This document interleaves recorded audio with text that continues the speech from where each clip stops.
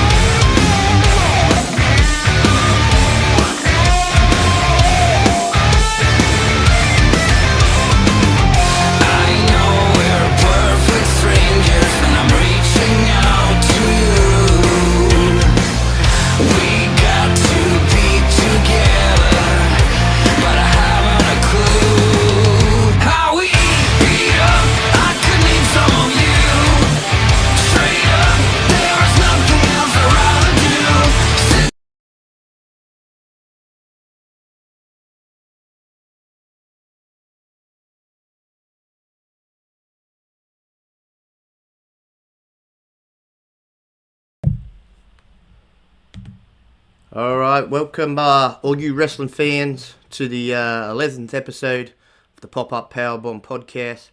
I'm your host, the Breathtaking one himself, Spooky, and tonight, wrestling fans, we share our thoughts on Summerslam 2023 from this past weekend, why the upcoming change on WWE's commentary teams. Paul Heyman discusses the bloodline, says they're in the bottom of the third, as he describes it, with the storyline. And of course, we have much more for you. I've got my coffee. I hope you all got yours, or a nice cold beverage and your snacks. And now it's story time with the breathtaking one, baby. And of course, Paul, when he gets his old ass in here. But of course, shout out, of course, to my girl in the chat first and foremost. Today, folks, she turns the big 40. Happy birthday to you, love. I hope you're enjoying your birthday. And I know you went out for breakfast earlier and having some nice ribs for dinner. Couldn't ask for a better birthday meal than ribs. Whew. Yum.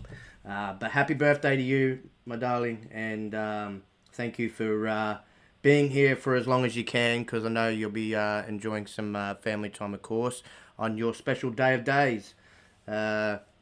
Timmy, always good to see you, brother, and always appreciate your support. Of course, all the lurkers that are here already, thank you for showing out, and anybody that comes in later, again, we appreciate you here at Pop-Up Powerbomb.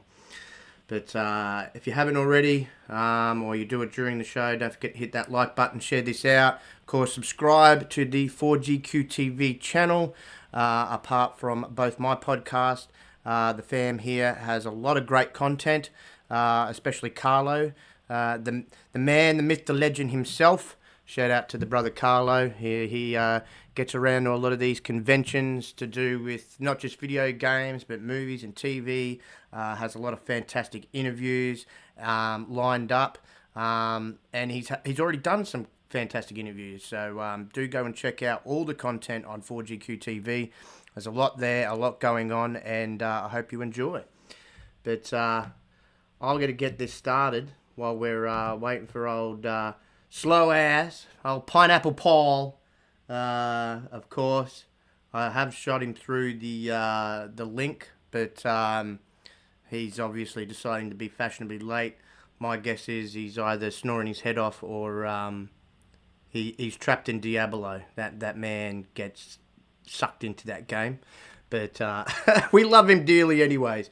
So hopefully he will join here soon. But... first topic of the evening, might as well just start things off. There's been some backstage news on why WWE made some changes recently to the Raw and SmackDown announce teams. So new reports have shed some light. This is coming from WrestlingInc.com. Shout out to Wrestling Inc. On the reasoning for WWE's recent commentary change. So prior to SummerSlam, it was revealed that WWE would be shaking up its commentary teams on the main brand. As part of the changes, Michael Cole and Wade Barrett, who were formerly the announcers of SmackDown, will now be lending their voices to Raw starting today. Subsequently, Corey Graves and Kevin Patrick, who are the former announcers of Raw, will be moving over to SmackDown. However, there is one additional detail though. Michael Cole will be pulling double duty, broadcasting on both Raw and SmackDown. So SmackDown is moving from a 2 to a 3-man announce team. And Raw, of course, will remain a 2-man announce team. And according to Wrestling Inc., both Endeavor and the broadcast partners of WWE made the push for this change, especially for Michael Cole to be the primary face of the product. As a result, Cole will now be placed on both of the company's main roster shows, pulling double duty each week. And with Cole's extensive background in commentating, because he's been there a minute, let's face facts, he's been there a minute. He's the one who took over from good old JR. And he's pretty much the mouthpiece for WWE and has been for at least the last decade. With his extensive background, WWE is confident that he, along with Graves, can sharpen up the newer and less experienced Kevin Patrick, who joined the broadcast team only in 2021, and I think it was late 2021 that he joined. The report emphasised that WWE is actually fond of Patrick, and the shake-up was not indicative of a demotion for him, but rather an opportunity for him to gain some more experience and find the voice and vibe the company wants out of their lead announcer. In regard to Barrett and Cole, though, moving from SmackDown to Raw, it's been noted that executives were keen on keeping that duo together due to their on-screen chemistry, which they do. They have lovely chemistry on screen. Those two bounce so well off of each other. So the highly praised chemistry prompted WWE really relocate Barrett and Cole to their flagship show, which of course is Raw. It's their longest running weekly show, as we know, hence why it's the flagship show. And I think personally this is a good change. It's always good to change things up. But again, I think it helps with SmackDown now. It's going to help Kevin Patrick a lot. He's been teamed up with Corey Graves, but Michael Cole, of course, being the king of commentary, he's going to learn a lot from Michael Cole, and I think it will stay that way until, WWE's more satisfied that Kevin's, got that voice and vibe that they want, considering before this change, he was technically the lead out of him and Graves, and Graves was kind of in that Jerry the King Lawler side of commentary where he was kind of, adding his 2 cents in to back up JR back in the day, but JR was technically the lead commentator. So this is an interesting change. Here's the man himself. The man they couldn't catch. Was good. Yeah. Can you hear me? Am I working? Yeah, you're working, brother. You're working. Okay, cool. We're just discussing, bro. The commentary shake up for WWE. I think they've been listening to our podcast, dude. Yeah. Because what have I been saying? What have I been saying? That's true. That's true. Hey, what's good, Yobi? Welcome in, brother. But no, I think it's a valid change. I think it's a good change. Yeah. I think obviously Cole and Barrett are a really great tandem together. So it kind of makes sense to put them as the commentators on the lead show.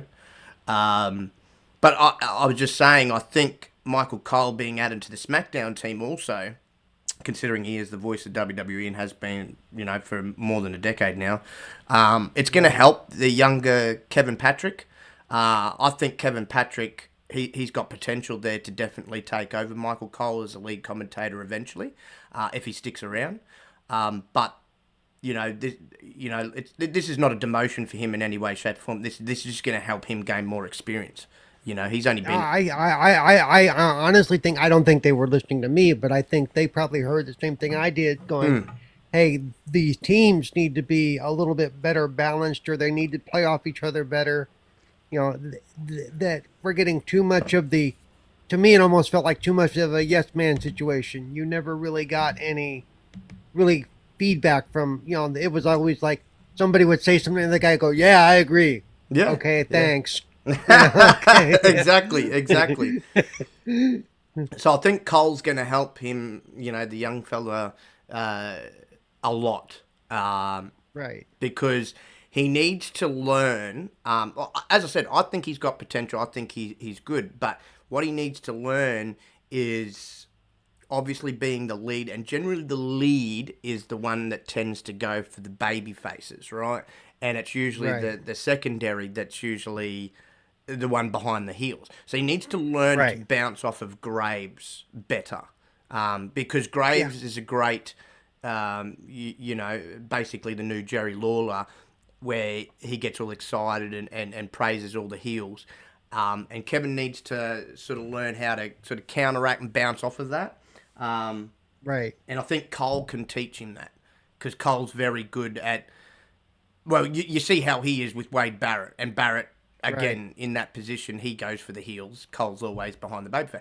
And that chemistry is just, 2 point. It's on point, But you're right. They need to learn to play off each other. Yeah. They need to both be just as excited for their side as the other one is. And that's, I think, part of what we're lacking right now. It's so I think it's a good shakeup. It'll be interesting to see what happens over time. It will. It will. I really hope that, Kevin Patrick gains experience. And yeah, you're not wrong, Yobi. Mauro Ranella, if he had stuck around, would have been perfect person to eventually replace Cole. He was actually a fantastic commentator. It's just a shame he was getting a bit of crap. I don't know if it was from certain wrestlers or just people backstage for his mental health. That's why he left. He was really... He didn't leave on the best of terms from his side of things. He was really angry and disappointed. And it sucks. But this happens in workplace. Some people just don't know how to behave or how to interact with someone with his kind of mental health issues. And yeah, he kind of felt a little bit picked on, I guess, bullied in some regards, and he was just having a hard time of it. And it was at a bad timing, of course, just as he was leaving, because he was suffering on his mental health quite badly. So it sucks because, as I said, he was a fantastic colour commentator. Fantastic. Really at the top of his game. I actually think, and I'd like to hope maybe eventually they might AEW might be able to scoop him up, because I think he could do wonders over there, especially because, JR's only used sparingly, and he's probably going to really hang it up soon. Tony Schiavone's been moved more to a backstage and in-ring interviewer, and I just think Moro would.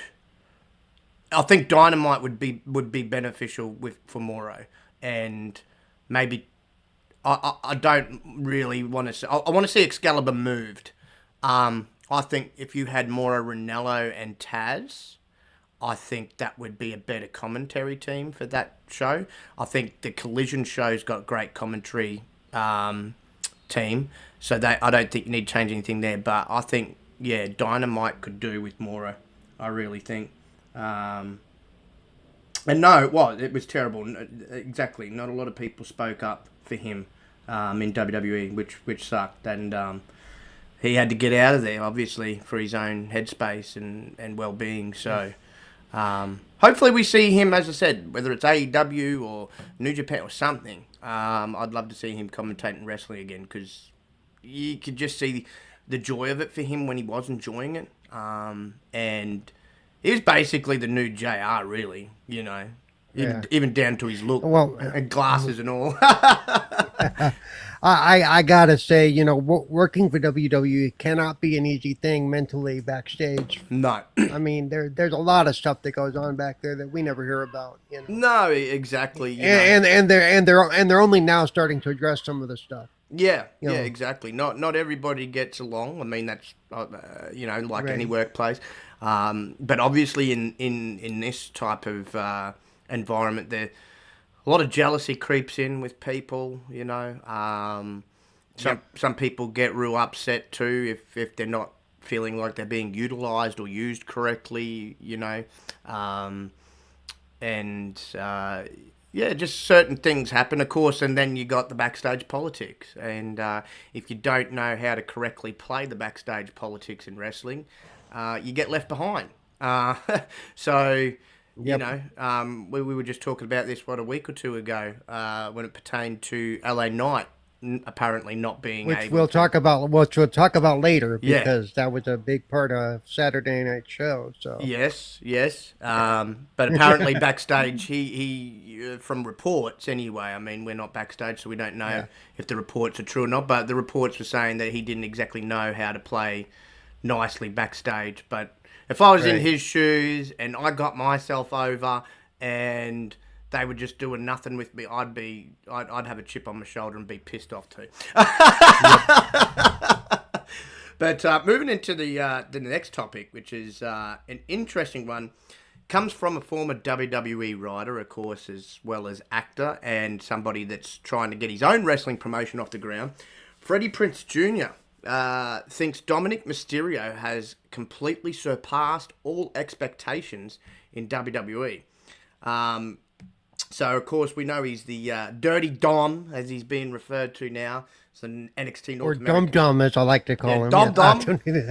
Dum Dum, whatever. Yeah. No, when she started calling him Dum Dum, I was like, that's a bit of a short name for condom. But yeah. And I've seen a couple of people reference that without saying the word. You knew exactly where they were going to go with it.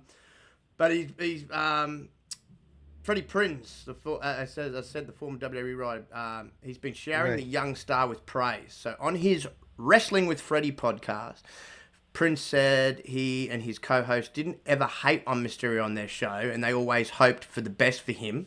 They always talked about what he could improve, obviously, since he joined the roster, but never downed him ever.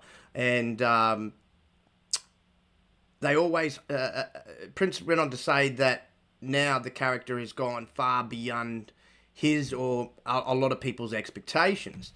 From the company, Prinze went on to say, from him, I don't think he saw this happening this quickly and getting this big of a friggin' reaction.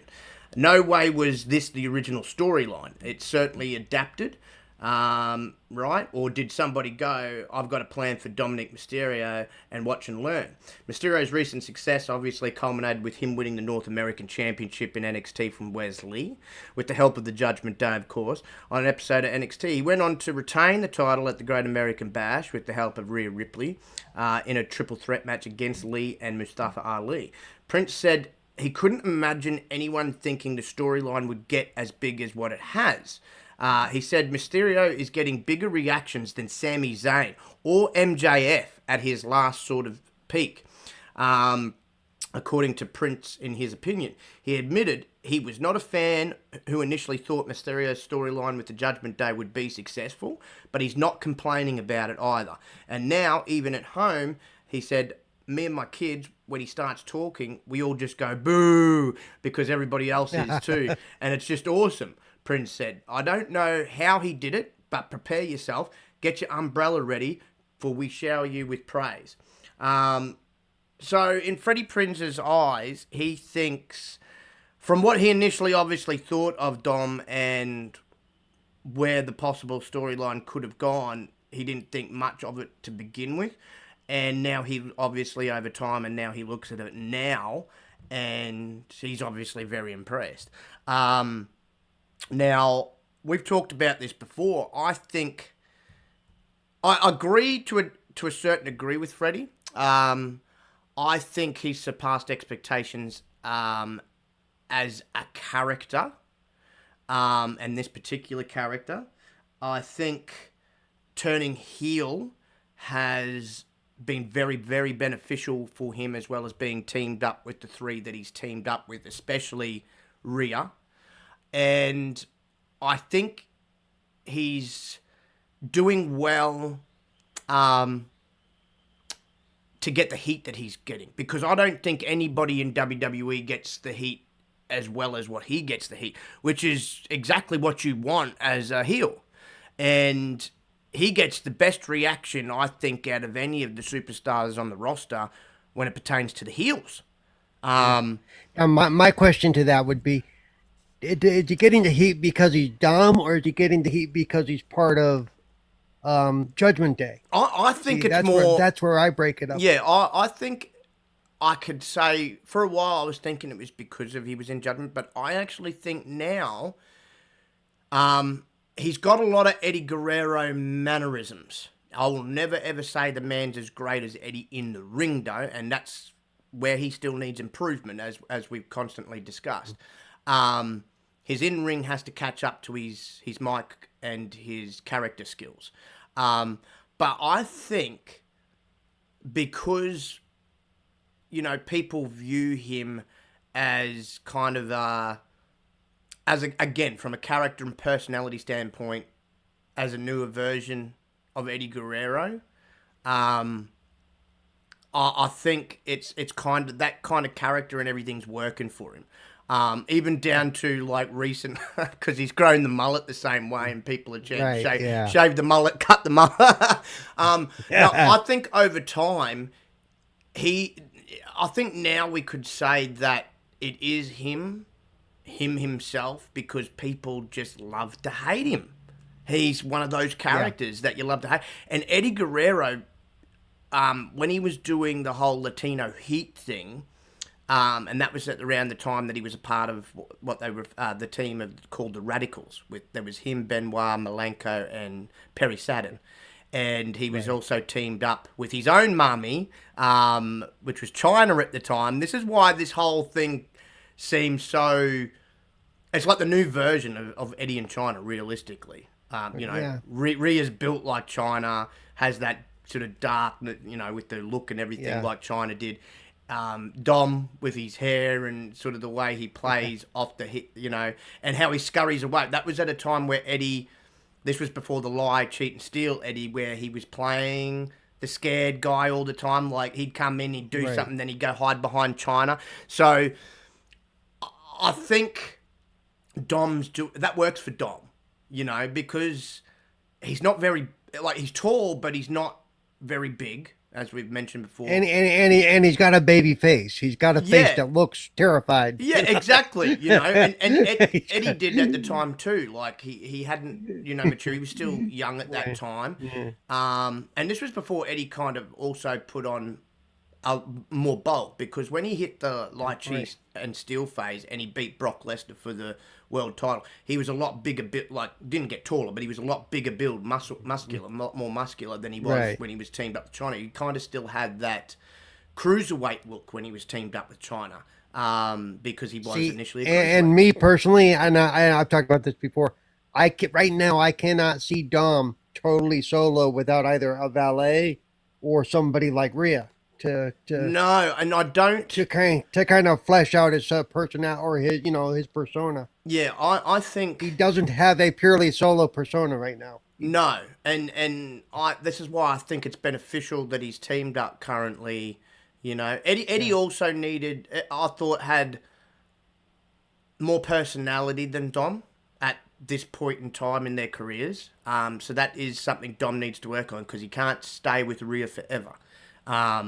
Just like Eddie didn't stay with China forever, and he branched out and did, as I said, he moved into the heavyweight division and did the whole lie, cheat, and steal, and that was all him. He had that personality, he had that charisma, and he did well as a solo act with no manager or no valet. So I Right. think with more time and more experience, Dom can get there. Again, he needs his wrestling to catch up to everything else. That's what's lagging behind right now. And as we've also discussed many, many times, he needs to find the right style for his build. Yeah. I'm happy with him using the frog splash as a finisher, because I haven't seen anyone do it as beautiful as what he has done it pretty much since Eddie and RVD. He actually does do that move really well. I'll give him credit there. It looks a heck of a lot better than when he tries to pull off his father's move, as we've discussed. Okay, we have a super chat, and BK is letting us know exactly what he thought about the pay-per-view. Yeah, we're going to Yeah. get there in a minute. Yeah, I know. It wasn't great. It wasn't great. There was some great moments, but it wasn't great. But yeah, like, I think he is coming along nicely. I don't think this happens without him turning heel and getting away from his dad. And, this eventually should lead to him being able to stand on his own feet and really, truly breaking out from his dad's shadow. He is getting there slowly. He has the same problem that Cody talks about in the documentary. Have you had a chance to Yes. watch that? Yeah. You Exactly. know when you and it's talked about when they get there, they're not. He's not Dominic Mysterio. He wasn't Cody Rhodes. He was, hey, that's Ray's son, or hey, that's that's Dusty's kid. Yeah, exactly. Hey, what's good, You know. PK? So they have to find a way to break out on their own and become their own person within Yeah. the industry. Yeah, So, exactly. and that could be hard to do. It can. And especially in this case, it will be hard to do. I think he is getting there slowly, and it is going to take time. But I think, he's got the right people backstage helping him and pushing him. He's got the right people also backstage behind him. He's got his dad behind him. His dad's going to Yeah. make sure he succeeds. I think it might be easier for him because he is like a foot and a half taller than his dad. So he's not coming in there being a baby Ray. No, exactly. There's no way. No, exactly. And yeah, you're not wrong, PK. Yeah, he needs to get in there and train some more. As I said, I think he needs a hybrid move set of a mat game and a power game. Right? That's where I think that he needs to fit like that. Have some power moves that he can pull off, as well as mixed in with some technical wrestling as well. I think that's where he needs to be. As I said, keep your frog splash. Leave that as your only high-flying move, because, as I said, I'm not taken away. He does that beautifully. I haven't actually seen him stuff that up like I've seen him stuff up a few other luchadors moves, including the 619. But no, frog splash is fine to keep in his repertoire. But that other than that, I think he needs a power and mat Well, yeah, game. because the frog splash works well with the fact that he's as tall as he is. Yeah, You know, it's yeah, kind of built for a tall person. You yes, know, yeah, some of the exactly. other luchador moves are not built for tall people. You know, No, no, exactly. Um, like he could like and as I said, if he is, I'll have to say if because we don't know. We've discussed this too before. If he's able to bulk up a little bit more, like I could see him pulling off like a power bomb or a sit down power bomb in there, and some more power. A decent clothesline where it looks believable because he's yeah. got bigger arms or big. So he just needs to hit that gym and hit the ring and down at the performance center as well and just figure that side of things out. Once he figures that out, everything else should just completely fall into place and he will find that balance that he needs to find. But I believe in him. I think he's well on his way. But I think credit where credit's due, at least from the perspective of again. I think he has come into his own as a heel character, and he's getting that heat. I think I've seen him come out a few times without and he still gets that heat. That's how I kind of knew. Okay, now I could probably lean more towards that. He's doing this on his own because, as I said, I just think the Well, yeah, fans because love well, to I hate gotta him. say, people love to boo him. They love to boo Yeah, him. they Yeah, they love do. to boo him. They don't even give him a chance. They don't even give the poor bastard a chance to talk.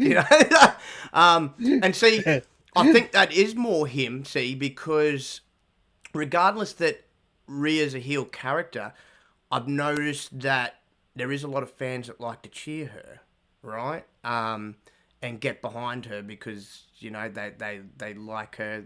She's different. To the other women, she's definitely a lot bigger build than most of the other women. Yeah, I think at Well, some point they're probably gonna yeah. turn her back to being that dark baby face that she's once been again. I mean, she worked both ways. That's see, again, you don't get that too often. Usually, people play one better or get better reactions as one or the other. But Right. she can pull off either one, and she gets great reactions being a baby face or a heel. She can be that monster heel. She can also be that monster baby face, which again, like it worked for Taker as well. Kane could get the same reactions both ways.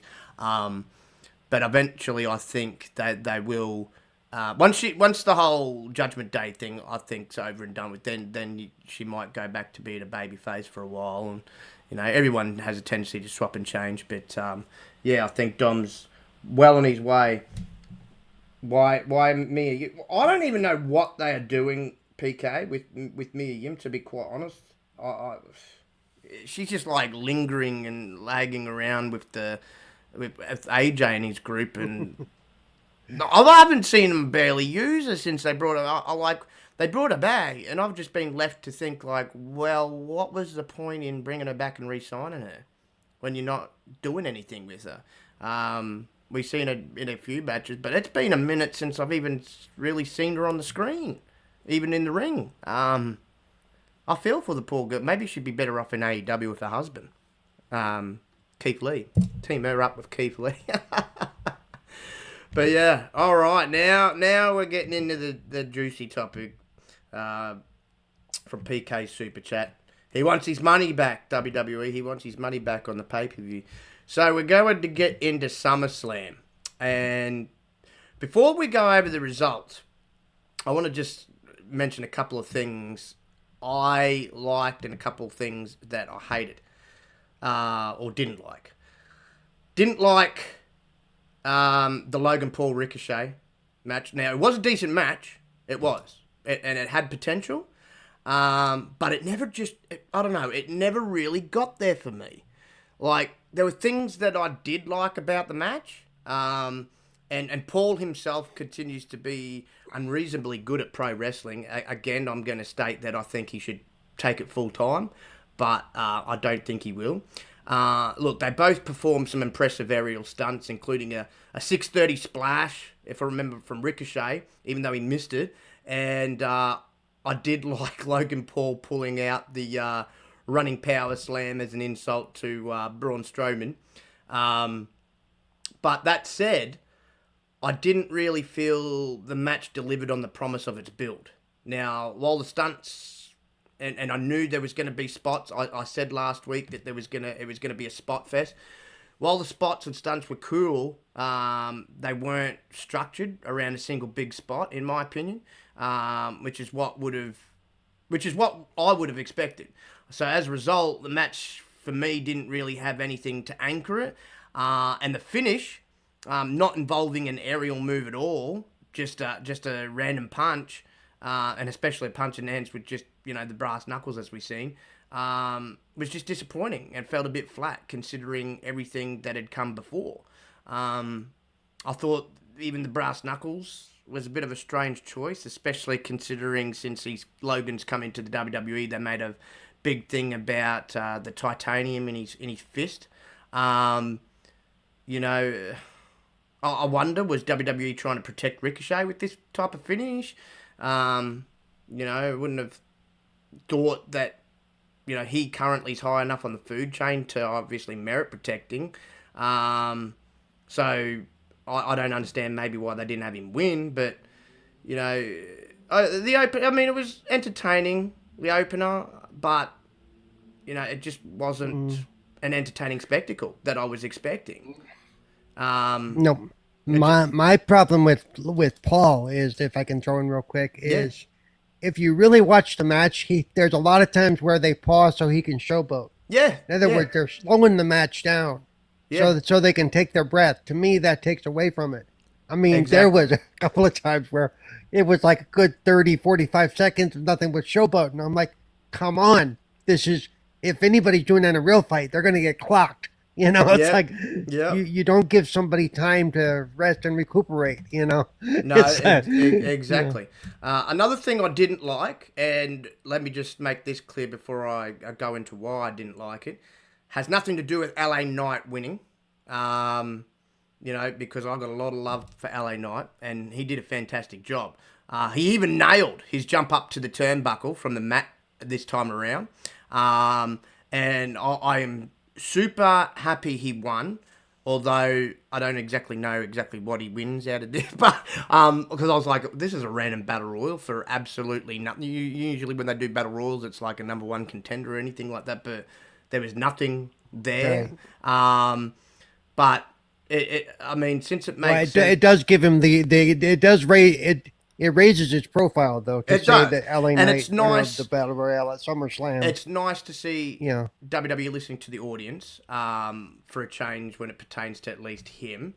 But I just didn't like this Battle Royal. And this particular Battle Royal reminded me as to why. So it's rare to see a good Battle Royal.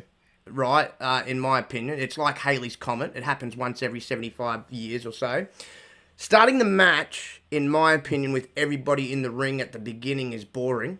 And it makes it so the match can't really get going until later on when a few people have been eliminated. There's a reason WWE refined the concept when you think about it and called it the Royal Rumble, which is now one of the most anticipated matches of any given year, right? Where you're not having everybody in the ring to start it, you are bringing people in, they've got a number. So it's hard. In my opinion, it's hard to tell a cohesive story with Battle Royals. And most of the time, promoters don't even try. And while, this might have been... it could have been even fault of my own that I didn't get into it until towards the end. But we hope for, that one big surprise entrance, that you get that surprise kind of feeling with a Royal Rumble over something like this. And instead, before it obviously started... the only one they made a big deal about was Almost. That's what I was about to say. Yeah, instead Remember, we got everybody Omos, was in the ring. The guy everyone is going to have to gang up on to eliminate. And I don't know, it was awkward, and there was no... I mean, again, I would have liked to seen this I know it's going to help, we'd like to think it's going to help LA Knight, but I would have at least liked it to have a bit more meaning, like this is the number one contendership for at least, if it wasn't one of the world titles, then the Intercontinental or US title, like something there. Usually they've done Battle Royals in the past, as I said, and it has been a number one contendership on the line, you know. Yeah. So that's the only thing I didn't like until Yeah. people were thrown out and stuff, and we Yeah. got down to say like 10 or 11, 12 people in the ring. It didn't really kick off for me. Yeah. You know. Well, my problem is at the beginning when there's so many people, I don't know where to watch. There's so much crap going on that there's really no focus. It's like, Yeah. Yeah, exactly. So yeah, I'm not a big fan of all that. There's too much of nothing going on at the beginning of the match. And Exactly. when I say that's exactly what you said. There's a lot of smacking going on, but they really can't move around and do much because there are just too many bodies in Too the many. ring. You Exactly. know, Exactly. And yeah, you're not wrong, PK. Going back to the last thing we talked about, they are burying Ricochet. Like Logan gained absolutely nothing from the win. I agree. Um, you know, it was predictable. Yeah, you know. So um, something I liked. well, that's been my biggest complaint about having. That's been my biggest complaint about having Logan do anything is because he's not officially a part of the whole, WWE. Right. So he really can't hold the title. At least he won't be a fighting champion. You Right. know. So why do they keep bringing him in there except for a PR stunt? Because okay, he won, great. Now what? It's like Yeah. Yeah. You're not wrong. Something I liked, but I didn't like at this. Well, there was one part of it I didn't like. So I didn't like the match I'm about to talk about myself. But I love the fact that we may not ever see excuse the language, the bitch again. Hopefully this is the last garp Yeah, of I Ronda felt Rousey. the same way. The last garp of Ronda Rousey. Did everybody see the footage getting around too, that when that match was going on, there was hundreds of people getting up out of their seats to either go to the concession stand or go for a toilet break. Go to the bathroom. Yeah. There was a lot of people that just That's not weren't good. into That's it. The Detroit crowd was completely flat for this. I don't think it needed the MMA rules. It seems that they could have done most of the stuff that they did in a normal wrestling match, and it would have probably fit yeah. the story I better. didn't get that whole MMA thing. I mean, No. Hey, how you go, Pharrell? And they may have just called it a no disqualification match. 'Cause yeah, that's basically what it looked in like. a practical sense, it allowed the two of them to really wail on each other, creating a sense Yeah. of realism, even though there was a lot of botches going on. I did like that kick, though, that Shayna threw. I thought, that was interesting. That was sort of taking me back to when Holly Holm nearly kicked Ronda's head clean off her shoulders in MMA. But look, I think the match was slow. It was the pacing was terrible. It was just boring, flat. Not the kind of thing wrestling fans are used to seeing. You know, again, I appreciate the innovation. With callbacks like again Baszler's tribute to Holly Holm's head kick that knocked Ronda Rousey out. That was cool, but. In the end, I think we all got what we wanted. Baszler choked Rousey out. She won the match. And obviously could be Ronda going out on her back as she is leaving the company. I said last week that there was already rumours going around before this match that Ronda was... Because I think it was known that she was leaving. She even came out just a couple of days ago saying... in her opinion, there's nothing left for her to achieve in wrestling. So I think she's actually done with wrestling, which is a good thing. Because when she first came in, there was that hype and everything around her and she was getting a reaction. But this second time around, after she had that big break, and during that big break, she pissed off wrestling fans worldwide with comments that she made about the pro wrestling world. Which I even thought was just stupid and she didn't make any sense whatsoever. And I think that cost her. And the second time around, she hasn't got no reaction at all from the crowd. She's not a big deal anymore like she once was. That's very, very evident. Anytime she is on the screen, whether it had been at a pay-per-view or just on the weekly shows, everybody was flat. There was no noise, no chants. People were getting up for bathroom break. She's done in pro wrestling, and she did that to herself. She did that to herself, her own stupid comments. If you're going to sit there and comment on sports entertainment, but a sport that you should think yourself lucky that they took you in after you got made to finally look like a fool in the sport that you proclaimed that you were the baddest woman on the planet in, which was kind of evident once you actually had competition in MMA, proper competition. It was kind of evident Dana White, was feeding you people beforehand. I always hated that moniker, even what she was using in the WWE, because I was sitting there. That's why I didn't mind this whole storyline and Shayna in the storyline leading up to it saying, no, she's not the baddest at all. I'm the baddest, I've said it once and I'll continue to say, I don't know how you call yourself the baddest woman on the planet when you ran from a sport after getting beaten badly twice in a row, as well as ducking and dodging probably one of the baddest women to ever step into an MMA ring in Christine Cyborg, right? Yep. She didn't deserve that. Whilst I don't agree with, I know she got the okay from Rowdy himself to use the whole Rowdy in a Rowdy Ronda Rousey. I wish he didn't. Yeah, I don't. I wish he didn't, because it wasn't befitting of her at all. She didn't. I'm actually hoping Vince and the WWE take that back. Yeah. Sorry, you can't use that outside of us. Yeah. What's good, brother Dredd? Welcome in, brother. But yeah, I'm glad to see her gone, and at the same time, I was glad to see her actually put Shayna over. I don't know if it's going to help Shayna at all. Like, Shayna Baszler, I think, is fantastic in the ring, but she does. For me, I think she needs a manager, because she hasn't got that personality and that to go, be on her own. I think Paul Heyman, for example, would do wonders for her.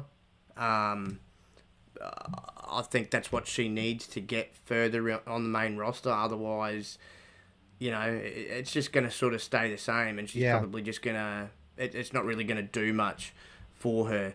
And of course... Well, even when she refused to knock gloves with Ronda, it kind of fell flat. The crowd didn't care. No. And then, I think they were trying to hope for, and I think the commentators mentioned, she's never touched gloves with anybody in MMA before, and now she's doing it. And I was like, I don't think anybody cares.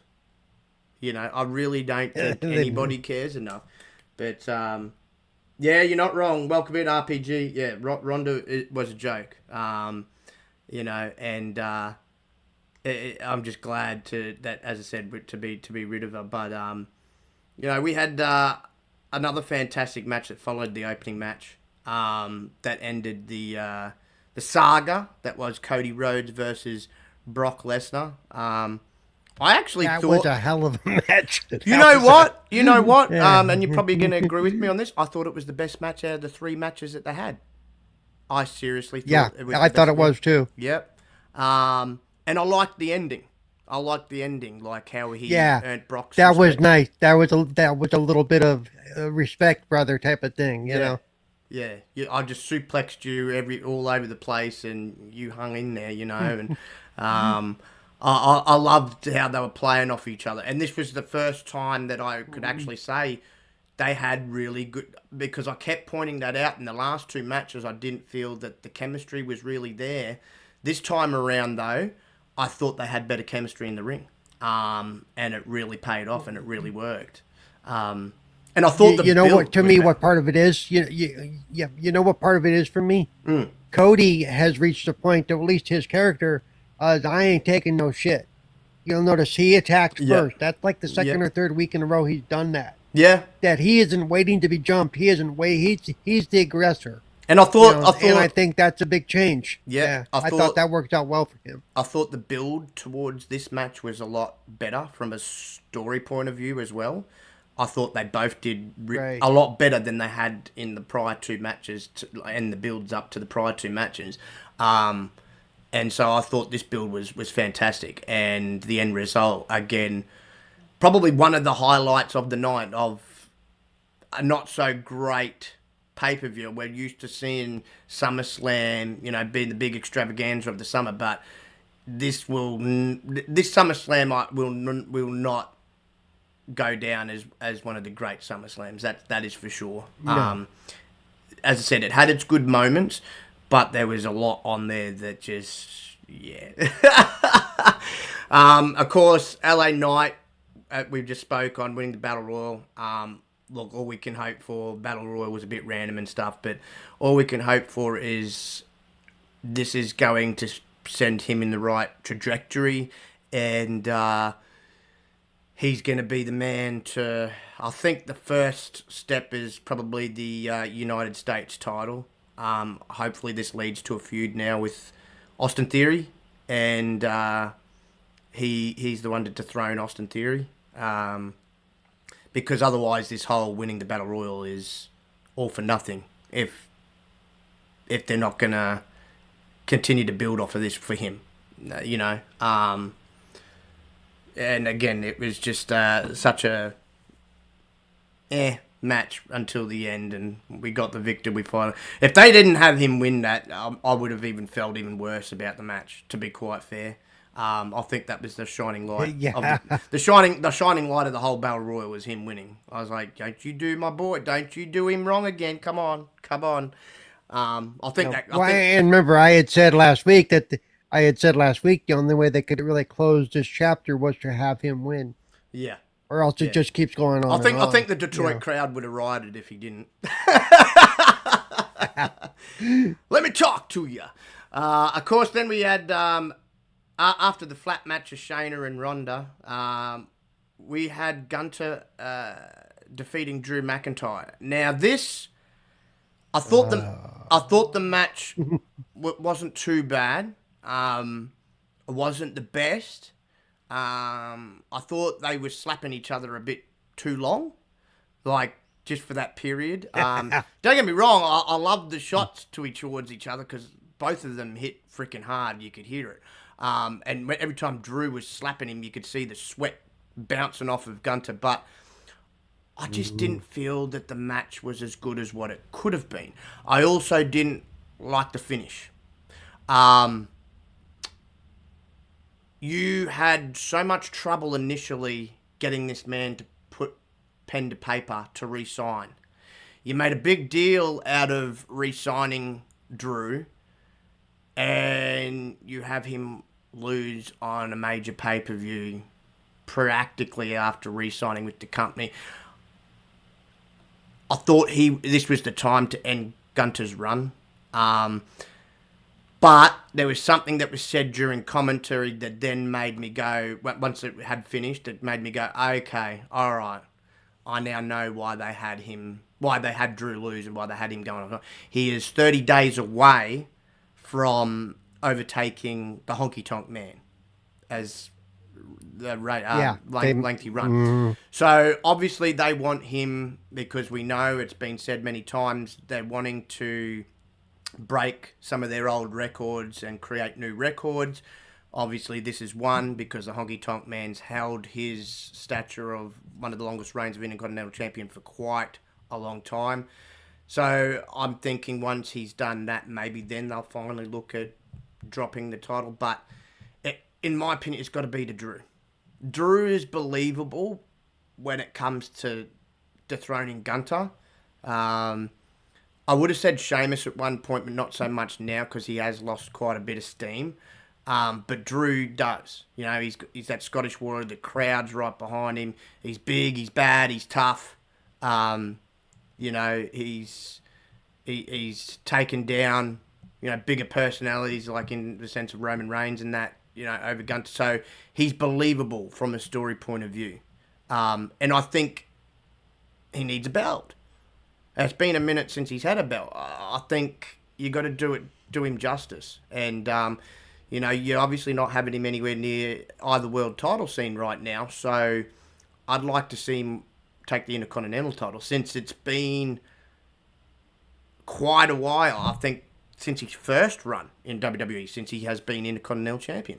And I think by dethroning Gunter, then you can move Gunter up into the proper main event scene, which is obviously where they're heading with Gunter. He's got to take that next step. So I think you have him beat the Honky Tonk Man's thing. I just want them to leave Gunther's announcer Yeah. off the mic. Oh my God. Everyone, stand up for the ring general. Go to... No. Even just... he speaks so slow. I mean, obviously it's done that way purposely and stuff, but oh my God, like... Yeah. You could speed it up just a smidgen. Just a smidgen. Yeah.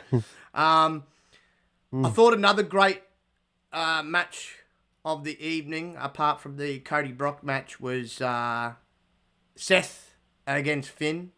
I thought that was, which I expected it to be with those two. I thought they put on a heck of a show. I even enjoyed the finish because it adds more layers now to the whole Finn and Damien story that's been going on for a little while. I thought it was quite interesting. He calls upon Damien. Damien slides a briefcase in for him to use, and then it gets used against him because he gets his face stomped into it. And then that look at the end between the two, like the look that Damien gives Seth initially, like, oh shit, what have I done? And then the look that Finn's given Damien, like, you asshole, like, you, oh, like, I just think adds a new dynamic. I can see where this is going to kind of lead now. I think those two are going to face off.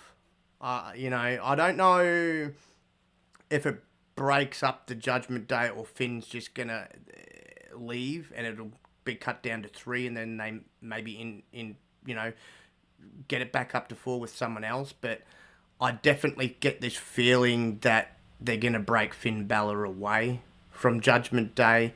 I see the other 3 at least sticking together, but yeah, and if they're going in the direction I think they're going, I think Dom and Rhea will side with Priest. It's going to be like they did the first time when they turned on Edge. If they're going to continue Judgment Day, I think those 3 turn, and Finn obviously goes back to being the character that we all love, the demon character, which I think is probably his best character. I feel like, don't get me wrong, I haven't minded his involvement with Judgment Day, but at the same time, this also felt a little bit off. I thought Edge was better suited as their, like, de facto leader. I mean, it was his creation to begin with. I just feel that he fit that group better. I never have really felt that Finn has fully felt right for that group. And the only group that he's ever felt right being a part of is the Bullet Club. And again, he was one of the founding members of even getting that kick-started. That kind of worked with him, and he had the whole Prince thing going on. But yeah, I'm interested to see where this now goes. And I'm also interested to see who Seth's next opponent's going to be. Because obviously this is the end of their saga now. But it was a good match for what it was. What was your feelings, Paul, on the Seth and Finn match? In fact, that's the part they're highlighting on tonight's show right now is that match. I enjoyed that match, and I have become a Finn Balor fan. I gotta say, Yeah. But I don't. But even though I know he's a part of Judgment Day, he doesn't feel like a part of Judgment Day to me. No. He feels, he's like that fourth person that really doesn't need to be there. No, he doesn't. He doesn't. Yeah, it just doesn't feel like he fits. Like it's an awkward fit. Again, I haven't minded the run, but I think it is time to break him away. I actually think he would be better suited because AJ can do wonders just on his own, right? I think Finn needs to be teamed up with his former Bullet Club members, Luke Gallows and Carl Anderson. and they create basically a new WWE version of Bullet Club. And I think if they're smart, they try and get paid New Japan for the rights to the Bullet Club name, just like AEW has paid them to be able to, because they've created Bullet Club Gold in AEW. I think WWE, because WWE's got plenty of money to do it, Yep. and they could call it Bullet Club something, Bullet Club Silver, Black, or whatever they want to come up with. But Yeah. I think they need to have that name for it to make more sense. I don't like the whole, what AJ and that call it. They just call it the club, and I'm like, it's a lame name. It just doesn't. Bullet Club There's has nothing that really makes it spark. No, there's no spark to that. Yeah. So if AEW can do it, I think WWE can do it. And Impact Wrestling, which has got a heck of a lot less money than both of those, has their own little Bullet Club in there. I think they've obviously pay a little bit and have a deal with New Japan to be able to use the name. So if they're doing it, I mean, WWE could easily do it. And I think they do. I think it's a better fit too with Gallows and that being with him. Like they started Bullet Club with him, and I just think it'd be a complete new direction, better fit together with those three boys. Let AJ go and do his thing. AJ's always been fine on his own. Then you also can break Mia Yim away from it and actually do something. Like, she just doesn't fit that group. She needs to just do her own thing. And be her own person, and which we know she can be. I love Mia Yim. I like her, her badass, from the streets character that they kind of taken away from her, but she came back with initially. She had it in Impact Wrestling as well. I'd love to see her get back to that, and just love to see her be more included in the women's division. She's talented, and she needs to be utilised, and I just think she's just getting lost being a part of a team she doesn't need to be part of. Of course, the next match, which again I thought was another highlight for them, the triple threat for the Women's Championship, I actually thought was a good match. Didn't see the ending coming. Oh, well, I saw one part of the ending coming because I called it.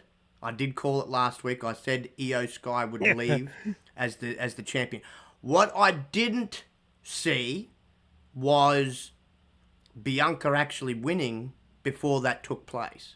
I did not see that happening whatsoever. I actually thought Asuka was going to retain, and then Io was going to come down and cash in on Asuka. But, however, after taking some time and thought to process, to think about things, this could be the perfect way. Remember that rumour that was circulating? We've already seen it happen with her husband and his tag team partner. They've just officially turned heel on SmackDown the other week. The Street Profits. She was also meant to be turned heel. I think this is the perfect way to set up that heel turn. She's going to be complaining and that she got screwed out of her title and, rah, rah, rah, rah. So I think that's where it's going to lead. I knew that she wasn't obviously going to hold. And the minute I seen it happen, I even knew more so. I said, here we go. Because she had such a lengthy run. Yep, Io's coming down. Sure enough, there was the music. And it's great to see Io Sky finally get that, gratification since coming up to the main roster. And we both kind of called it because I had said I knew one of the money in the bank things were going to hit. So when the guys didn't hit, you knew it had to be the girls. Yeah. Yep. The women's. Yeah, exactly. And so that part, it really didn't surprise me. I was kind of waiting for it, at that point. Yeah. Yep. No, that's it, man. But I thought it was good. It was good to see, what's her name, make her return. I don't know if she's like fully in ring return right yet, but why am I spacing on her name? The third in their group, Dakota Kai. It was good to see her return. Oh, yeah. And then, of course, we led into the main event. Well. The match itself, I thought. Boo, boo. Oh, sorry. All right, No, just the match itself, I thought was fine. The ending, I'm sorry, was complete was shit. It made no freaking sense whatsoever. I'm sitting No. there going, when I saw Jimmy come, it was reeled as Jimmy that cost him. I'm sitting going, what the freaking hell is this? Now, here's a couple of things, right? Why it didn't make sense is Jimmy before Jay was the one to turn on Roman to begin with, right? Then Roman takes him out, so Jay's fighting for his brother's honour as well as, fighting for his own, I'm sick of getting pushed around, right? Only to have Jimmy come back for no reason whatsoever and turn on his brother, and I don't know if they're going to have him go back to being Roman's lackey or what, but it makes no sense. And then the other thing that I came to the conclusion over is, okay, I can see where this is leading. This will lead to a match between the two brothers at Payback, and we're going to have the whole jealous brother storyline again, which we've seen rehashed so many damn times in wrestling. Like, just boring and makes no sense. But the whole thing made absolutely no sense. You already had Solo come out there, and you could have still had pull off that same type of finish and have Solo be the one to cost him, right? Or Solo and Paul were both out there. Jimmy didn't need to be involved whatsoever. And I just don't get it. I don't get that finish. No, it makes no sense because Jimmy just took a beat down. Now, we had talked about the fact that we figured Jay was going to break off and go solo, and that was a possibility. Which it looks like that's where we're going with this, which is fine, but the way they did it was absolute crap. Yeah, it was. I mean, it was. As soon as he ran out and revealed himself, I'm like, what the, It made, it totally sucked. And put it this way, it sucked all the energy out of that match for me. It sucked all the energy out of that match for me. It completely took everything good away from that match. As I said, up until that point, that match I thought was so on point, like the way it was all playing out. I even liked the whole, because when Roman accidentally speared Solo, we got a little bit more of that, where that is obviously a long burn, but Solo, where Roman's like, you looking at me? You're going to come at me? And you see that face of Solo, the facial expression was like, I'm trying to decide whether to rip your head off or... I was like, Yeah. It was like, I'm not for my brother either, but I'm getting sick of you. I'm getting sick of you too. I love that whole... Everything up until the point of Jimmy coming out, that made no lick of sense. And if he goes back to being a part of the actual bloodline and being right, that also is going to make no sense and completely take away from breaking him away in the first place, right? Now, I talked to a couple of people that said, there was something that was said in a speech in the ring by Jimmy, and Roman kind of alluded to it, I think, at one point too, where they could play off of this as to why he's done it, right? Where Roman was pointing out, hey, if your brother didn't get injured when he got injured, he was actually technically the one I was going to groom, Jay, not you. You just happened to get the main event moniker, and then I started going, okay, I'm going to have to put you as the next person to take over from me as the tribal chief because Jimmy's out. But if Jimmy doesn't get hurt, right, and then they played that whole thing, I think that's how they're going to explain this, and they're going to explain it that way, which in a sense makes sense, but then it doesn't, because then you can go back and go, okay, but there was one moment there too where Jay, right, where he was showing how he was pissed off and go, I've always come second to you, Mr. Football at high school, Mr. Prom King, because that referring to Jimmy, right, and yeah, so the explanation on SmackDown... No, it didn't work for me, especially after it still doesn't, the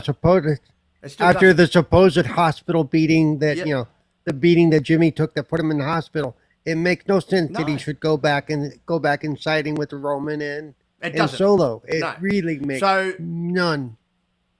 the only way to make this make sense is as long as he's not going to go back. He's got a head injury. He's got a head injury, and he's lost his mind. He lost his memory. Yeah. Or they just go with, like, he doesn't join back up with Roman and that he just turns around and goes, hey, all this singles run, this main event, this should all be me. You know, I would, as dumb as it sounds, I would prefer him to go in that route of the whole jealousy card thing. Like, what's happening with you? I should be main event Jimmy Uso. I should be the one getting the title. You've had 2 titles, you know, like, that's the only way for me, as lame as it's going to be, it's the only thing for me that will make sense. Because if they have him and he comes out on SmackDown and goes, I had a bit of a change of heart and Roman sent the order to me and and told me that I was going to be next in line, I'm going to be like, oh my God, this just doesn't make any sense. Like, you left because you were sick of the way you were being treated. Now you're going to go back getting treated that lie. That would make no sense to me. So the only way to make this make sense now is they're going to have to do the whole jealousy thing between brothers. That's the only thing I could see. But at the same time, you're still going to be left to thinking because they've also played. It's going to make sense, but it's not going to make sense. So it'll make sense in that sense, like he's going after him because he's jealous of him and he's, you know, because Jay's getting that main event pushing that. That would make sense in that regard. What won't make sense, though, is you've got 2 brothers here that, apart from obviously in real life, but from story-wise too, you've made it clear that these 2 brothers are thick as thieves. They are look after each other. They're there for, you know, they're bonded, you know, because they're the twins. And so that's all just going to be thrown away and thrown to the wayside, which from a story point of view is a complete waste of fucking time of what they've just done over the past several months. Right? So... Yep. I would have liked it better... I would have liked it better if somehow, for some reason, Jimmy grabbed the tribal beads and basically said, screw you all. You know, it's like... I would have liked to give us a reason finish. For him doing what he did. This would have been an interesting finish, right? I would have liked to seen a finish where he beats Roman, right? But only takes... And then, you know, you get to SmackDown, people go, so why... He beat Roman, but why didn't he? And he explains, I don't want the one thing that's made my cousin into this crazed, you know, moronic, just thinks he's a god kind of thing. The only thing I wanted was to be the head of our family. That's it. I don't want that belt. That belt is a curse, you know. That could have made it interesting because it could have been a completely different take and ending on a whole... Not just that saga, but winning a championship and not wanting the championship because I've seen what it has done to my cousin. How it's taken over him and changed him for the worse, and I don't want that, you know. That would have been a kind of interesting move. But again, we knew that they weren't going to go with him winning in that essence. Even I would have liked to seen another way to end it. I think Yobi said it best in the chat the other way. Have Jay win, but have him win by DQ, so that way Roman still retains. And then, you know, have him get up at the end of the match and beat the crap out of everybody, you know, to keep him looking strong as well. Because boy, oh boy, can he swing that chair. He's smacking the crap out of him with the chair. Yeah. But no, I just... they are trying so desperately... This whole storyline is starting to get worse and worse and worse because I think personally they're running out of ideas and they're scrambling to keep the longevity of this storyline until they're ready to have Roman finally drop it. And an interesting thing came out, I think, only in the last 48 hours. Roman Reigns and Paul Heyman have got complete control over when he drops said title. It's the WWE allowing him to make his call of when he believes it's time for him to drop that title and who it makes sense to, right? That's going to be a detriment to the whole program. Yeah. I do and I don't like it. That's pulling a Hogan. That's pulling a Hogan. Yes. You know, and don't they? No. That's what what did Yobi say in the chat? He goes, turn on his brother jealousy. I think they will save that Jay and Jimmy for WrestleMania. That's their dream match. I'd like to hope so too, Yobi. I just get this feeling they're going to drop the ball and they're going to have it at Payback, the next pay-per-view. But look, I'm just curious as to what the explanations are. We're going to have to wait till SmackDown, obviously. They need to salvage it, and they need to have a really good explanation for this to make sense, because right now I don't think just even us here today are just as confused. Like, everybody's confused on it. Like, what the hell? And then the second part of this is I really think they're going to struggle to keep this whole bloodline thing going until WrestleMania, which is where obviously Roman will drop it. And that leads us now into our final topic. Now, I'll just read this out. This is... Wait, let me just say, though, I know the one thing that really upset me about that last match is Paul Heyman didn't take a chop. I'm just saying. I know. You know, I know. Oh, God, he was funny on the outside. Oh, God, he was funny on the outside every time Roman was getting bit. What are you doing? Yeah. He loves you. He's your family. What are you doing? Yeah. But no. I love it. Yeah, he definitely stays in character the whole time, even when he's in. So, Paul Heyman has, since SummerSlam, given some insight into the ever-evolving Bloodline saga during the press conference after SummerSlam. So, at Saturday's event, as we just mentioned, we've seen Jimmy turn on his brother and help Roman defeat Jay, retaining not only his undisputed Universal Championship, but also the title Tribal Chief. Heyman referred to it as the bottom of the third. Yes, a baseball term he used. And he said it bluntly when asked what inning the program is in, speaking baseball parlance. He goes, I mean, we're just figuring this stuff out. We haven't even hit our stride yet. If you want to take the arrogant approach, I'm sure Paul Levesque will tell you all the box office records that have been smashed.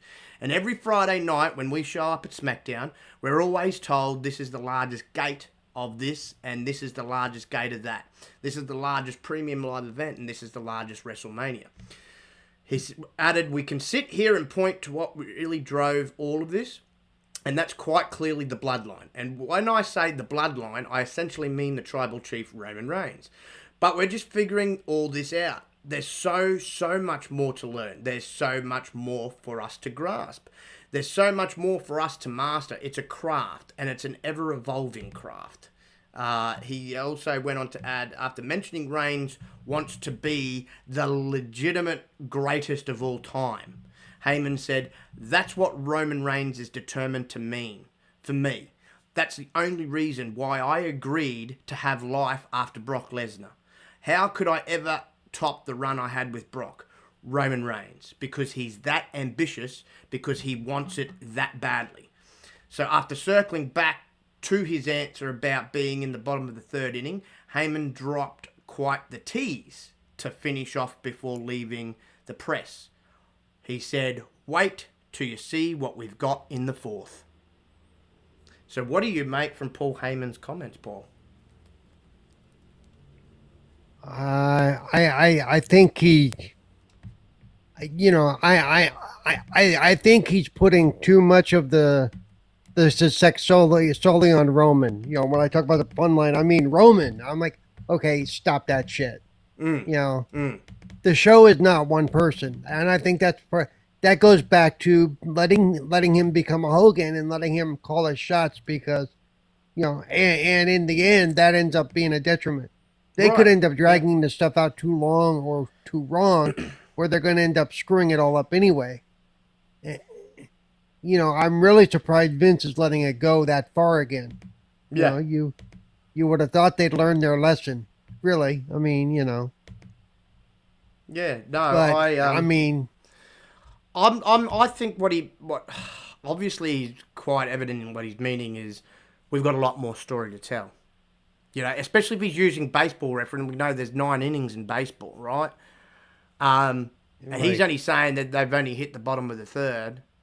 Wait to the fourth. So obviously Oh, they please got don't more let planned. this go on for another 7 years. Don't let this go on for another seven Oh, years. I'm For telling the you love now. of I'm God. telling you now. And I've said this before. I'm okay with them having him keep that title and beating Hulk's record.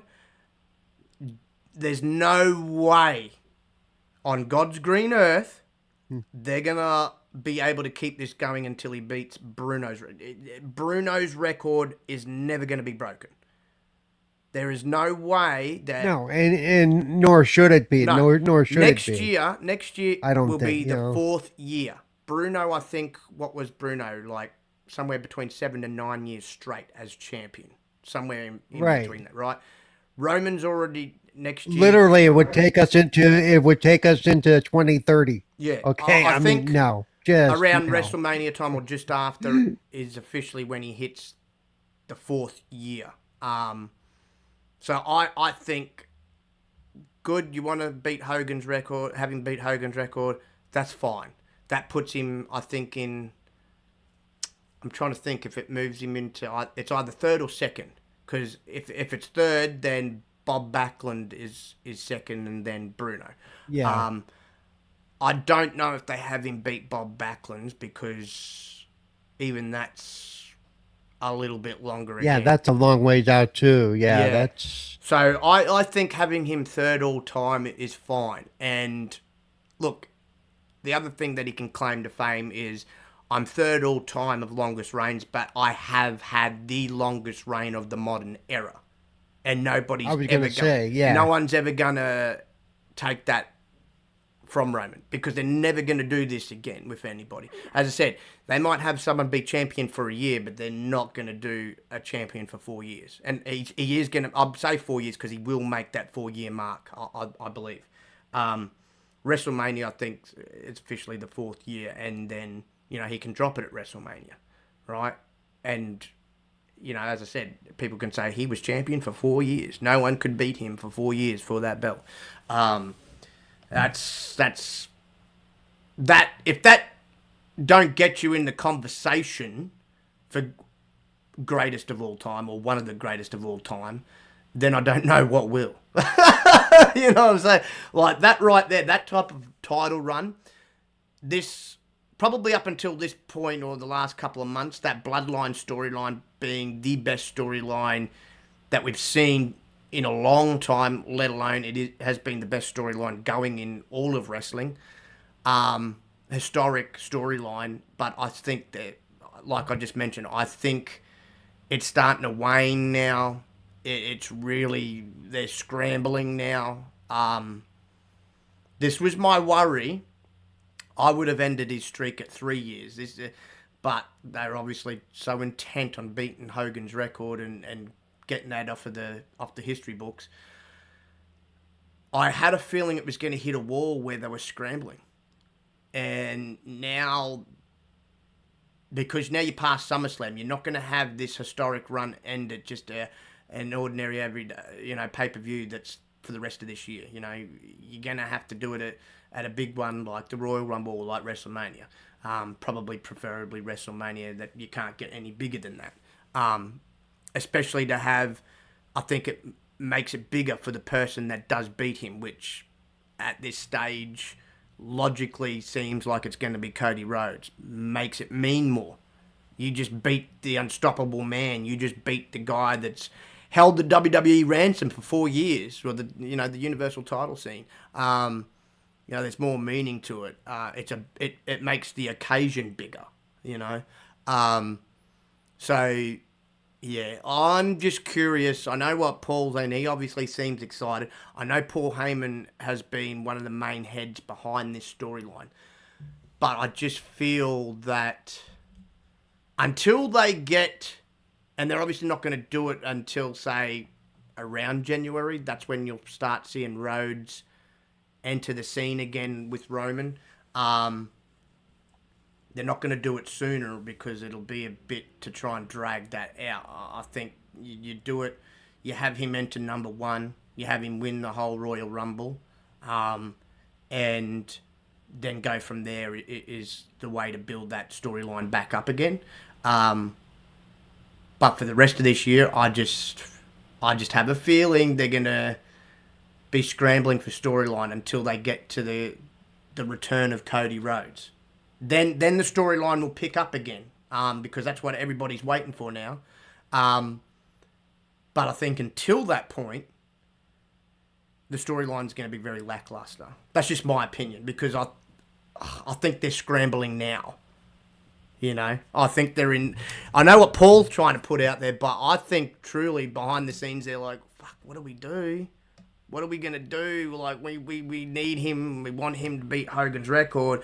We need him to have this belt and keep this storyline going and fresh, and so people aren't finding it boring. What are we gonna do?" And I even think the way that they put the finish on this match at SummerSlam, I think, again, was just scrambling. Like, they're probably going into that match going, how the friggin' hell are we going to finish this? How can we make it any different from before? And really, it's still no different. Like, it's still a messed up way to do it, but, like, this is the way Roman's matches have ended a lot of the time. You know? I'd actually like, before he actually drops the title, to see him actually win a match without interference. Because he can do it. You build him up as this unstoppable force even without help, you know, and he's got that look that he doesn't need help. You know, he's the tribal chief. He's the god of pro wrestling, I guess, in WWE right now. You know, so let him win a couple of matches clean. It's okay for a heel to win matches clean. It's not going to hurt him. And if anything, it's going to add another element. They're like, okay, damn. Okay, he can win without help. Yeah. You know? Well, what's interesting is, if you think about it, the idea of the whole tribal chief thing and tribal combat for being the chief, there shouldn't be interference, and it would be considered dishonorable to win that way. Yeah. In most cultures. Yeah. Yeah. Yeah. That this wouldn't be allowed. The chief should have to fight on his own, solo, mano a mano, not, you know, winning in a cheap way. You know, so exactly. Like I said, in most real cultures with the whole tribal battle thing, was probably this match, like you said, because of the type of match it was and the way it was built, that should have been the match that he won cleanly, without any help. Yeah, he should have told. I mean, yeah, still come out with Paul, because I mean he doesn't really do. He just screams on the outside. But tell Solo, stay backstage. Jimmy doesn't need to get involved, and you have him beat Jay cleanly. Yeah, you could have him beat the crap out of Jay with a chair to do it, but it's still him doing it, you know, not an extra person, right. You know. So I think that was the match to have him win clean. As I said, he could have done it by destroying, you know, making it look like he's completely broken Jay now, like the way he destroyed him. Massive spear, you know, have Jay come off the top rope and a massive spear, cuts him in half kind of thing. Like, there was so many ways I could have finished this match a lot better than the way it finished. And again, if anything, having him win clean, regardless that he's a heel, strengthens him as champion, because it, as I said, it gives you that other view, like, he doesn't need help. He can actually win a match on his own, you know. And I think it adds a new layer, a new element. Yep. And, you know, I've said that all along, and you guys have kind of poo-pooed me, that all these quote champions that only win by getting interference or help, to me, doesn't make them that great. No, it makes them look weak too much, if they, you know. Yeah. I get it, you're a heel, and you do heel tactics, and part of heel tactics, obviously, interference if you're a part of a team and that. I get that. But to do it every single freaking time is just boring. And if anything, it makes you look weak and weak. And you are meant to be the tribal chief. A tribal chief is meant to be the strongest of the whole clan, right? Not just in physicality, but in mind and everything, you know. And so that's what I'd like to see before he drops his title, is give him a few clean wins, right? Where there's no interference whatsoever, right? If him and Solo, for example, go at it before they get back to Cody, have him beat Solo, who's been an absolute machine. Have him beat Solo cleanly, right? That would be a hard fight. I mean, It really. would. It really would. So- Yeah, yeah. But like, I'd like to see it. It would just add to the whole tribal chief moniker, you know.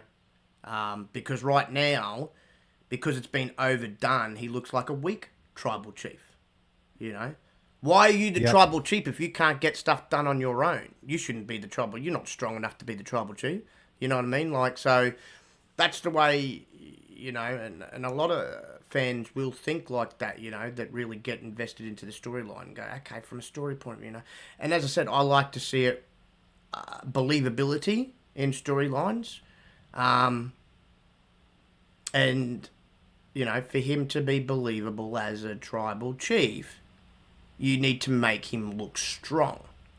And to make him look strong would be by having him win without any help.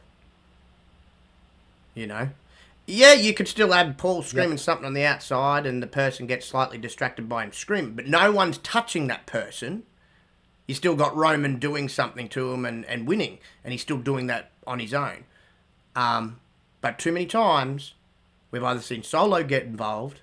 This time we see both him and Jimmy get involved. When the Usos were both a part of it, it would be both of the boys getting involved.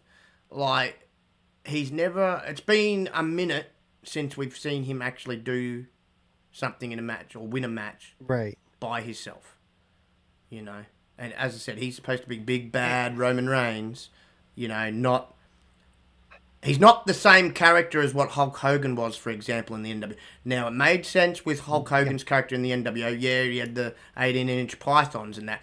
But he was playing that more scaredy type heel. Like, he needs the help. He needs help to cheat to win, right? He wasn't by any means trying to portray himself as a strong character. Not like Roman. Roman's Right. supposed to be a stronger character.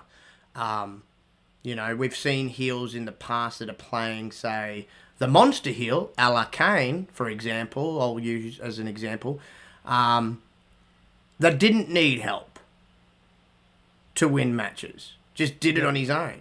Yeah, he may have had Paul Bear Well, and there as his manager for a while, but Paul Bear didn't do Well, anything. and even going back, even going back to the other group, Rhea Ripley and the guys. All of those guys have won matches without interference.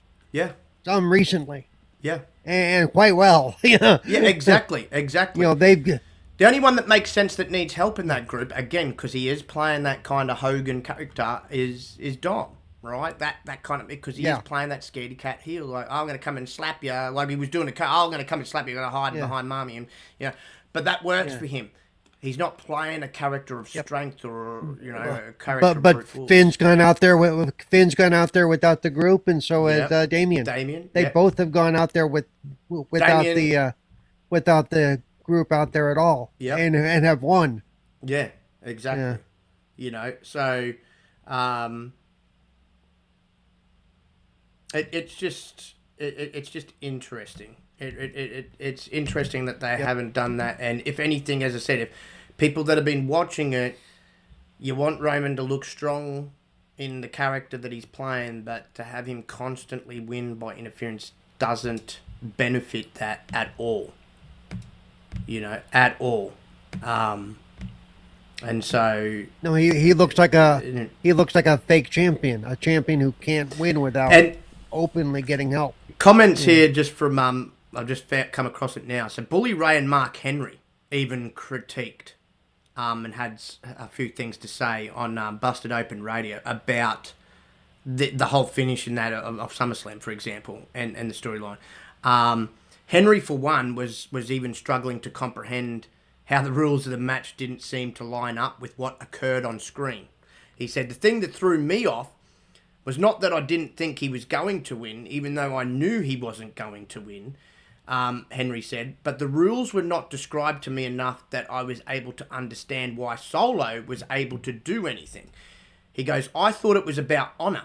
I thought it was about not being involved, that you forfeited the chance to be the tribal chief by interference or anything like that. I also didn't get enough understanding of why Jimmy would help. It just that part didn't make sense. Bully Ray came out and he thinks that the tribal combat match should have featured an elder at ringside to make it more significant. So Bully said he felt the match didn't live up to its... Gee, who else do you know who said something like that? Who else said that last week? Oh, that would be me. That's right. I agreed with you too. I said having like Rikishi or someone like that, or even Roman's dad, Arthur, would have been good too. Yeah. But yeah, Bully Ray said he didn't think it lived up to its tribal combat stipulation, instead coming off across more as a glorified no DQ match with a special name. As for what he would have done to improve the situation, Bully Ray offered numerous suggestions, perhaps the most interesting being the presence of an elder or another member of the Fatu Anoi family making a ringside appearance. Bully said, and I quote, "If there was one elder there that night at ringside, could you imagine," I'll just mention the man's name, "if Rikishi was sitting at ringside and had been sent there by the elders to make sure that tribal combat was literally upheld and respected." Bully went on to say, "But then when the match went the way it was and the tribal combat was not upheld and respected, we would have seen Rikishi stand up and shake his head in disapproval and then completely just walk away." He goes, "I'm getting goosebumps right now, guys, because I know that idea is a brilliant idea. It would have added another layer to this where now, where is Rikishi going? He's going back to report his displeasure in what he just saw if they had went with this route." And that whole idea that he just outlined would, again, like he just mentioned, would have added a complete new layer. Boy, especially remember because Jay said, who has the right to call for this tribal combat? You know, I'm going to talk to the elders, and he goes, the elders are the ones who called for this. Yeah. Okay, shit. Then where were the elders? Yeah. Exactly. I would have liked to seen Rikishi be there as one elder, but from Jay's side, and then I would have liked to seen Arthur there, which is Roman's dad, right? And then them both, say stuff started going, then both looked disgusted and just shake their head. Because could you imagine the look, like, you got to think for sure, the expression on Roman's face watching his dad walk away in absolute disgust, right? That tribal combat was not upheld, right? Because like I said, the way that they laid out the rules for that match, before the match, on SmackDown, when they really went through the rules, nobody should have been, I don't even think Paul Heyman should have been out there. It should have been one-on-one. The rules stuck to the rules, and that's it. You fight, you get the winner, right? As I said, you could have had Roman still coming out on top, which was obviously always going to be the case, but have him win the right way. Yeah. Again, you know what else they could have done though with if the elders were out there though, you know what they could have done too? Is the elders could have been responsible for holding the beads, and when they both walked off, they took the beads with them. That would have given them somewhere forward to go. That would have given them somewhere forward to go. Exactly. You want these beads back now, you got to earn them. You got to earn them the right way. Because you've just shamed the tribe. You have just absolutely shamed the tribe. Exactly. Exactly. It would have helped add new layers to this whole storyline. And if anything, really would have been beneficial to drag this out more. Obviously, because that's what they're trying to do until it's time for Roman to drop the title. That would have been a perfect way. Now, it's like, where do you go? The only thing that I could see saving this now, right, as I said, for starters, I don't want to see Jimmy team back up with Roman, right? They're going to have to just do a whole jealousy thing. I know it's going to lay like out of thin air, but don't have him go back to Roman because that will make no sense.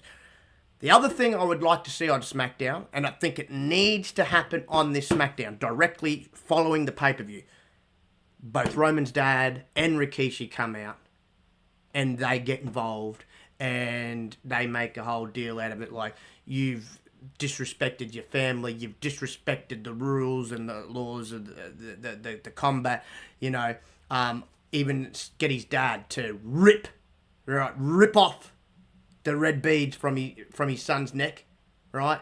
deserve these. You might be the champion, but Yeah. you're no longer the tribal chief. And because the elders, they made the decision in the first place, if you remember, because his dad and another one, I think it was his dad's brother, came out and gave him and put it over his head initially, the red beads and that.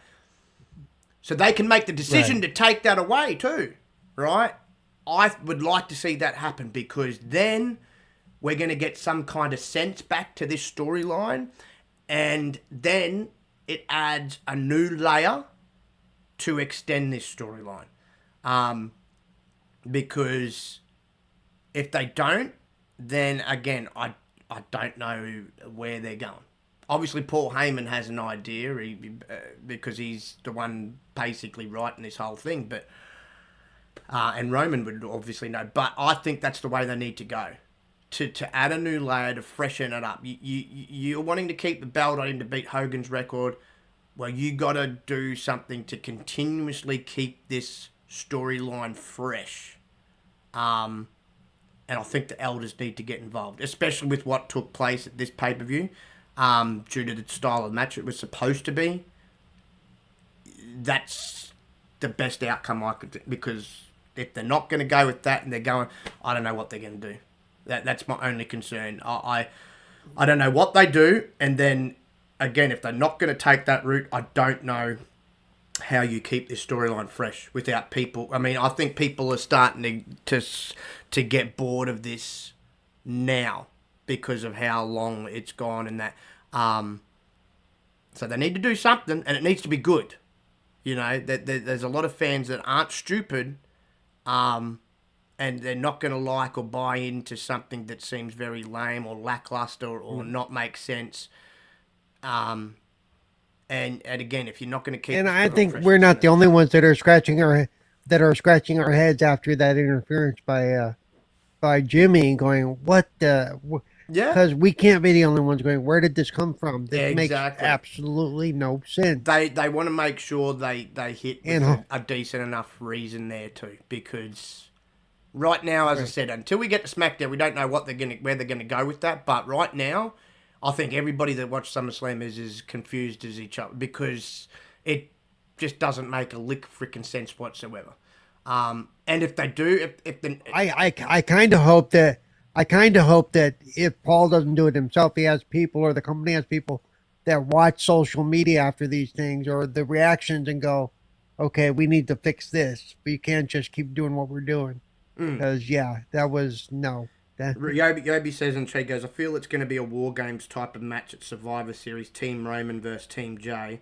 And with the Usos, they said in an interview they wanted a dream match at WrestleMania with them facing one another. That's all well and good, but if they could have done it a little bit later and caused it a little bit later, because now you still got the rest of this year. You're still a ways out from WrestleMania.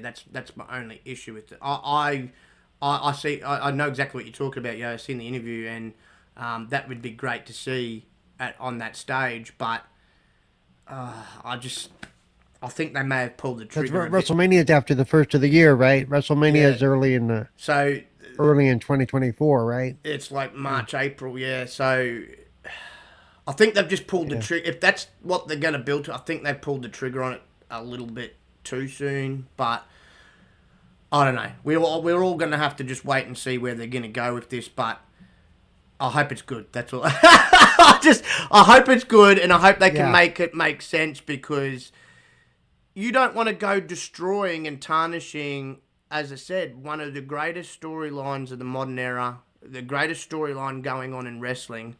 It's felt a bit flat lately. You need to pick it back up. And that's the last thing I know, as a fan myself, I want to see. I don't want to see them get towards the end of this storyline and that's where they all of a sudden decide to drop the ball on it. This has been a fantastic storyline, and that's the last thing you don't want to do. You don't want to drop the ball on this and then have fans just remembering, oh yeah, it was great once upon a time, and boy, oh boy, did it just become craptacular at the end there. They didn't know where they were going, what they were doing. That's my only worry. And they've got to make sure that they do a good job of this, or I just have this feeling that it's just it's really gonna hurt a bit. It's even gonna hurt Roman a little bit. So we'll see. We'll see what they do. But even if they do go for the whole jealousy, brother, like I'm gonna be like, oh, this is so overdone. Like someone's turned on because of jealous. Like, oh my god, yeah. It's interesting. If anything, really, it should have been the other way around if they're gonna go that route. Only because, as I said, I take it back to where Jay's like, getting in Jimmy's face, Mr. Prom King, Mr. You've always had everything. You got all the girls. You Mr. Popular. So it would have made more sense for Jay to be the jealous one of Jimmy, not Jimmy be the jealous one of Jay. Considering it was pointed out Jimmy's gotten everything and more throughout his life over Jay, kind of thing. Jay's the poor one that's missed out on a lot of things until finally getting this main event Jey Uso thing going on. So yeah, I don't know. It's we really don't even know if that's where they're going yet. We don't know what they're going with. No, I mean they could pull a wild card out and go. And Jimmy could come out and go, Dad sent me to do it. Dad said, and then you could really go, well, why? Why did Rikishi say to go out and cost your brother the title?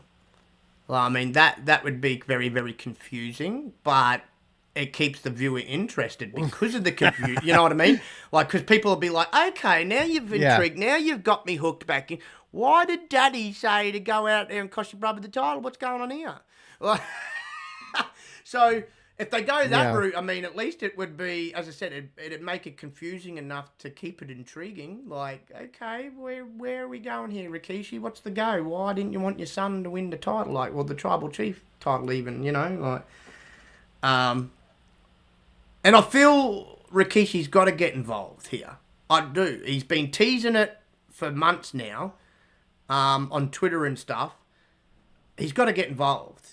I also think Roman's dad's also got to get involved again at some point. He's already been involved once, but in a bit more prominent role, showing a bit of disgust towards his son. You brought shame on our family, rah. But we'll see. We'll see how. This is obviously a new chapter for this whole storyline that's going to start on SmackDown. So we will see how it plays out and how well it's executed, and if they can make us, the viewer, believe in what they're trying to do and achieve. That's what they've got to do. They've got to get us hooked. Because as I said, right now that storyline feels like it's on its last legs, and they're trying to beat a dead horse kind of thing. You know what I'm saying? Yeah. Trying to get the last drags out of it as much, And they could breathe new life into it by having the elders come in and go, that was not a legitimate fight, Yeah. Well, I agree too, Gabe, but he's not. Yeah, he's not coming back. Hollywood's not letting him. There was rumours that he was going to show up at SummerSlam and he didn't. So I don't expect Rock to be ever a part of this storyline. I could be wrong, but I think they've missed the boat on that. And he got in trouble last time he came back and got injured, and it held up production on a few of his projects and stuff. And I know they've still got the strike going on at the moment, but yeah, I just don't. I don't know. If he was going to get involved, but they could have him come back and special referee or be at ringside, or possibly. Yeah, as I said, I hope I'm wrong on it. I just think if they were going to bring him back, if he was going to come back and get involved, then it would have happened by now. And I don't know. I just get this feeling now. The longer it's gone, the more I've gone down the path of no, he's just not going to be a part of this storyline. Put it this way. I've got more hope at Rikishi getting involved in the storyline than I do of The Rock. So, yeah, it'll be interesting. Hey, if not The Rock, maybe you could use Mummy. His mum's been on TV a bunch, and of course, because you've got his daughter down in NXT, so I mean, she'd be one of the elders of that whole Annoy family as well, like Maya Via Annoy family. So have her get involved, and she'd come out and slap the taste out of Raymond's mouth and say my son's better than you, like But yeah, it's interesting. It's interesting. So we'll have to see what happens. But no, that's all we've got for you this week, everybody. I want to thank, of course, Mr. Peace Love Life himself, the brother from another Yobi, for joining us in the chat. Of course, my girl Trinity. Happy birthday. Happy 40th birthday, the big 40 for Trin. Hope you're enjoying your day, love. Of course, PK was up in here earlier. So was Pharrell, RPG. It was always good to see you, brother. Dreadpool, the man himself with the glorious beard. Who else do we have in here? Tim Air was up in here, of course, earlier as well.